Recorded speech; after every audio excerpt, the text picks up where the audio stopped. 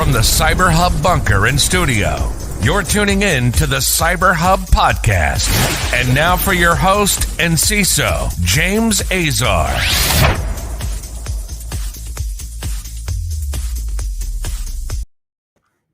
Hey everyone, good morning. Happy Thursday. It's April 1st, 2021. April Fool's Day. Happy April Fools. Just wanted to let you know, I'm kidding. I was going to do a prank. I was thinking about something very creative. Decided not to go about it. Figuring there's very little pranking to do in cyber when we're dealing with so much stuff. And the first story that you're seeing is not an April Fool's prank. Just so you know. For those watching us, we're live on Facebook, LinkedIn, and YouTube. Good morning, good afternoon, or good evening, wherever you may be in the world to our global audience. Thank you so much for tuning in.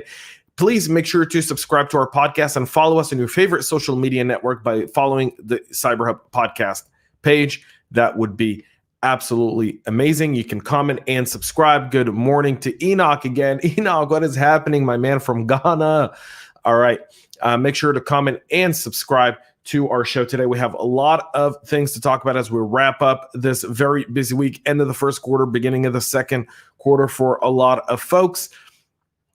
And a lot of things going on in cyber, from the Ziggy Ransomware gang offering refunds to victims to one of the largest DDoS attacks in history. CISA is giving federal agency a timeline to deal with the Exchange zero-day vulnerability, a Citrix patch, and the U.S. now under General Paul Nakasone will be releasing all the IOCs and TTPs of SolarWinds and Russia. This is absolutely amazing that Microsoft doctrine is proving itself again.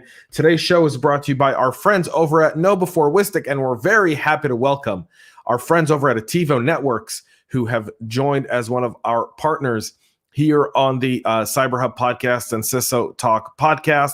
We're very glad to welcome Ativo on as one of our supporters, and you guys will be seeing and hearing a lot from them over the next several months. So make sure to check them out as well, ativonetworks.com. So let's get right into what's happening today. But before we do that, our ceremonial cup of coffee, my tribute to the magnificent Scott Adams, my usual double espresso. Cheers. All right, let's get right into what's happening in the cybersecurity world today. Ziggy joins Phonics ransomware group and shuts down with apologies to targets. The Ziggy Ransomware gang announced in early February they were getting out of the cybercrime business. Thank you.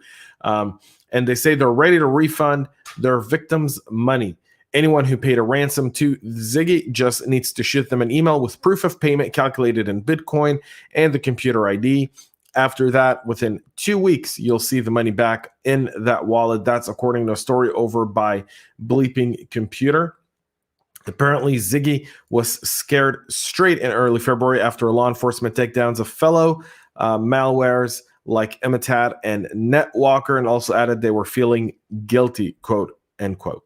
On February 7th, Ziggy published 922 different encryption keys, which when matched with keys in an accompanying SQL file would unlock the victim's files. Ziggy also shared the files with ransomware expert Michael Gillespie, who made a free Ziggy decryption tools for victims to unlock their files.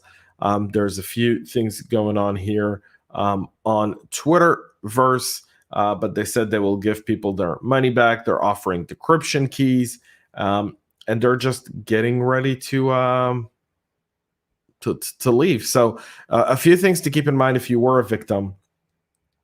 They're going to pay you back not on the value of the Bitcoin today, but the value of the Bitcoin at the time you paid it.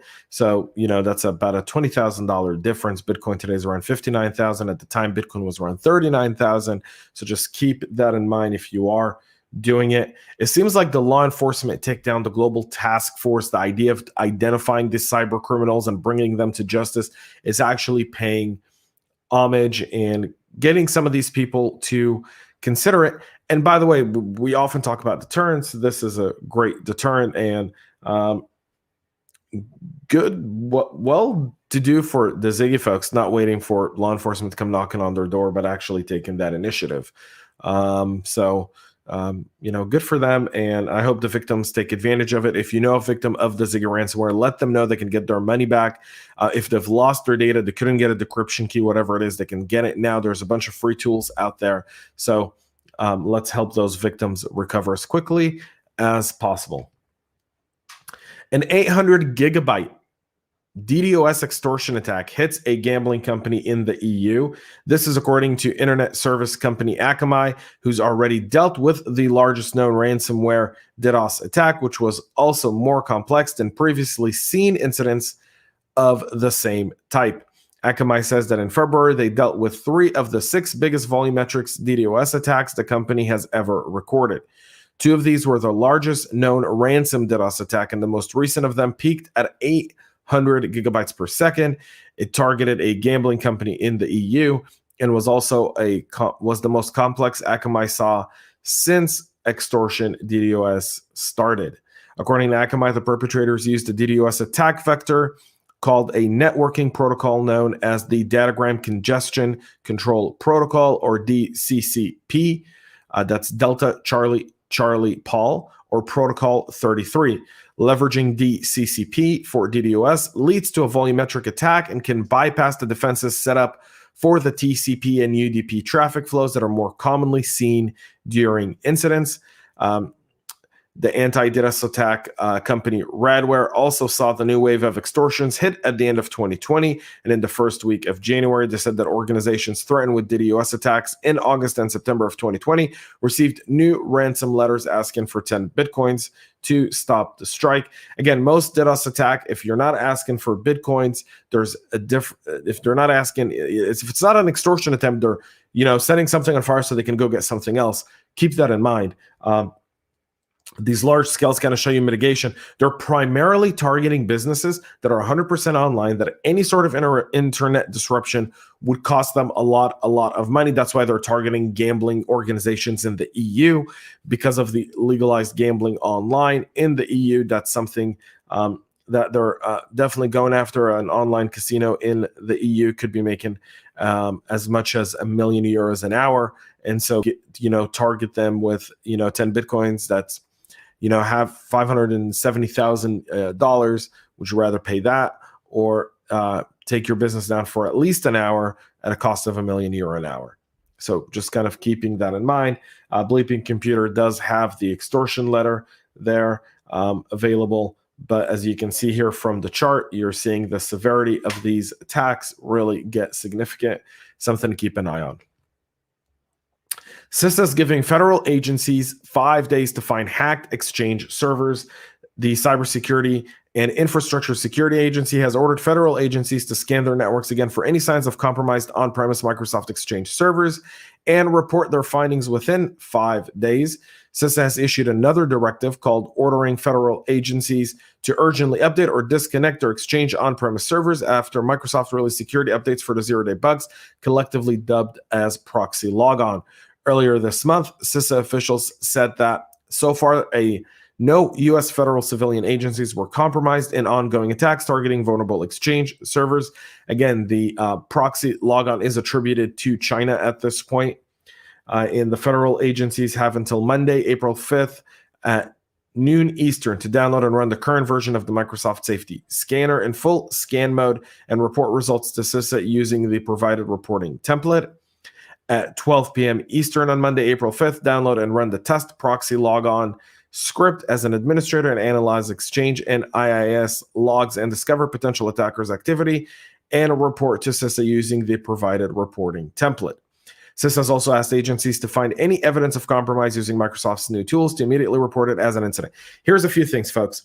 You, as a private citizen in your company, if you're using Exchange, you can actually use these scanners and these tools to do the checks as well. So while CISA is urging federal agencies to do it, I, James Azar, as the host of the Practitioner Brief, urge you to do the same if you haven't done so now. Just because you patch doesn't mean that the attack has stopped. It just means that no one new can get in. It doesn't mean that what's in has gotten out. You still need to get that out. So please make sure to do that. Citrix deals with the CVE 2021-28038 and 28688 which patches the DOS vulnerabilities in the Hypervisor, which is formerly known as the Zen server. The Citrix Hypervisor is an open source platform for virtualization, desktop, server, and cloud, allowing for the deployment of multiple virtual machines onto the same server and offering integration with existing infrastructure. The two vulnerabilities were found to impact all currently supported Hypervisor versions, including versions 8.2 LTSR, that's Lima, Tango, Sam, and Romeo. Both vulnerabilities have now been patched, and Citrix also patched a third vulnerability, 2020-354-908, that affects the Hypervisor 8.2 LTSR only, and which could result in malicious network traffic, causing subsequent packets to be dropped. Something CISA has also issued an advisory for this, asking people to get this patched as well. And our final story of the day, General Paul Nakasone, a person who's extremely dedicated to our nation, I would consider a hero, and the leader of Cyber Command, has said that they are preparing to publish one of the most detailed analysis yet of the hacking tools used by Russian spies in the campaign that the Biden administration has labeled as a national security threat. The malware analysis report from Cyber Command and the Department of Homeland Security obtains 18 pieces of malicious code allegedly used by Russian hackers who exploited the software made by the federal contractor SolarWinds and other vendors on their way to infiltrating 9 U.S. government agencies and over 100 reported companies. They put 100 companies. I'm adding reported because I know some companies that have not reported the fact that they were victims of this publicly. The report shed light on a historic espionage campaign that U.S. officials have at times been cautious to publicly detail. It's an analysis from U.S. government cybersecurity specialists on how the alleged Russians operatives moved from network to network and built on private sector reporting. Cyber Command and DHS CISA said that the goal of the release was to reduce the exposure to malicious activities for U.S. organizations. Again, this is the Microsoft doctrine for folks. Microsoft and FireEye, when they discovered SolarWinds, they went right at it, being completely and absolutely transparent, which is why we're able to talk about this, which is why a lot of companies have been able to go in and dig and identify IOCs and TTPs that maybe otherwise would have not been able to figure out, would have taken us months or in some cases years. We've been able to do it in days or weeks, thanks to the Microsoft doctrine of full transparency in the event of a software incident, which I think is critical. It should be the standard. We should be looking at how do we create the Microsoft doctrine across, and how do we replicate it, and how do we incentivize companies to actually do it and not be afraid of the liabilities that come with it. And I think that's critical. It's really, really important. And this release right now by US Cyber Command and CISA just highlights the need for more information sharing, highlights the need that we really need to be talking about this right away and not waiting for weeks on end to get our hands on this kind of stuff. I think as a practitioner, and many practitioners feel the same way, the earlier we get our hands on this information, the more efficient we will be in our response, meaning we can really be targeted in knowing what we're looking for. And that makes our incident response teams react faster, which allows us to really save time, money, and get the business operational again. And instead of shutting everything down, now you're able to really segment your business, build in your backups, and so forth. Those are very, very important things, folks, for practitioners. They're really, really important, gang. So we'll get that, and hopefully this becomes a standard. Cyber Command regularly publicizes foreign operatives' hacking tools to head off different future intrusions. And in this case, while the damage was done, the suspected Russian spies had access to U.S. government and corporate networks for many months. Although we now know that it wasn't just Russian spies. Cyberscoop tends to be a little biased in some of their writing. They tend to be very narrative. That's why I rarely use them for a lot of things. We know that China also piggybacked off of Russia, or maybe Russia piggybacked off of China. There's not enough proof either or to highlight who went in first, but we know that Solarigate and Microsoft Exchange, which was part of SolarWinds, was Chinese. We know that it's being attributed to China. It's been publicly attributed to China. So this whole, just Russia, we know Russia did something, but we also know that China was involved. So, tighten up your reporting, Cyberscoop. and give us a little bit more of the facts, is what I would say. So that's it for our practitioner brief today, folks. We'll be back on Monday with more at 9 a.m. Eastern Standard Time. Yesterday, I dropped an awesome CISO Talk episode. If you haven't checked it out, with Jarrell Van Oss, the CISO over at Acrisure.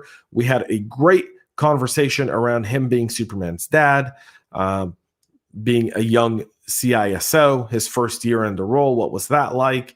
And what would he tell his younger self a year later? You don't want to miss this CISO Talk episode, folks. Yes, last night, the Tech Town Square, I wasn't there. Was my wife's birthday. Happy belated birthday to my wife. I did wish her yesterday, but I'll say it again.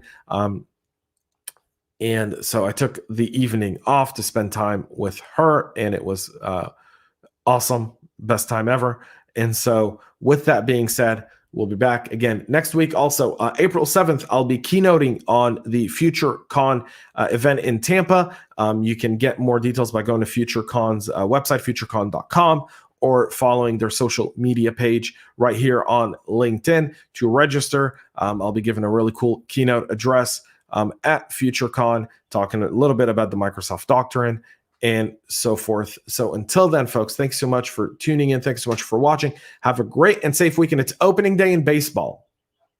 It's opening day, folks. Take me out to the ball game. That's it for us here, guys. Thank you so much for watching. Thanks so much for tuning in. Stay healthy and stay cyber safe.